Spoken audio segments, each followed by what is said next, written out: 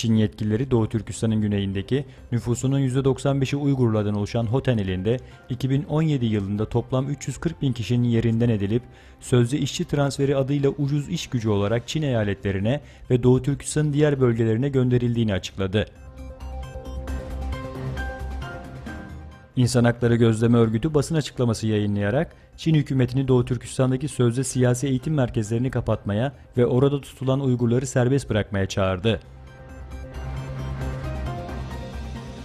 İsrail Adalet Bakanı'ndan Esad ve İran açıklaması. İsrail Adalet Bakanı Ayelet Şekit, Beşar Esad iktidarda kalmak istiyorsa İran'ı Suriye dışında tutması yararına olur dedi. Ekonomi Bakanı Nihat Zeybekçi, öncü verilere göre bu yılın 3. çeyrek büyümesinin 2. çeyrekten daha güçlü gelerek %7 seviyesinde olacağını belirtti. Birleşmiş Milletler İnsan Hakları Yüksek Komiseri El Hüseyin, Myanmar hükümetinin Arakanlı Müslümanlara karşı açıkça orantısız güç kullandığını ve Birleşmiş Milletler'e bölgede erişim izni verilmediğini vurgulayarak durum etnik temizliğe ilişkin bir ders kitabı örneği gibi görünüyor dedi. Kuzey Kore ile Esed rejiminin kimyasal işbirliği iddiası.